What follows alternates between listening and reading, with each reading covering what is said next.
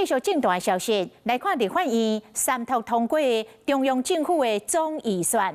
国民党甲民众党团联手三读超过2075亿，总计的金额2600多亿。总统赖清德讲，这对政府的影响真到大唔捌拄过，讲完全无法度接受。行政院长杜英泰嘛呼吁在野党爱以重新为念。国民党的立委反击，讲行政院的预算还阁有2条9000亿这么啊多，未影响到施政运作。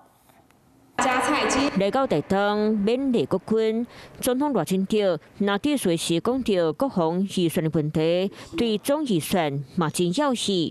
赖清德面册铺文甲专题国民报告，今年度中央政府总预算删减总计是今年上济，对政府的影响真较大，唔捌拄过。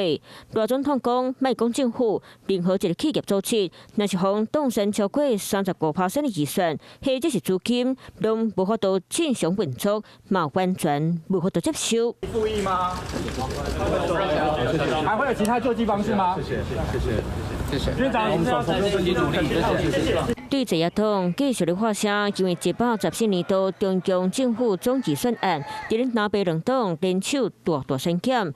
民进党发言人高清嘛抛出预算比例图来算，讲3条1325亿的总预算内底，有2条1055亿是政府必要支出，包含1条5643亿的法定支出，2501亿的各县市一般性补助款，含各县市计划性补助款2911亿，扣掉这必要支出，中央政府敢若剩1条270亿会当支配，南北这边三度超过2000亿，总计要1500亿，算出来，中央政府会当运用的总预算有34%，也就是1/3扣三度冻结。行政院它大概还有2兆9000多亿这样的一个额度呢，根本不会影响我们行政院整个未来在这个各部会在施政的一个运作。那预算按照搞的话是违法违宪，你总算送或不送，都是违法违宪。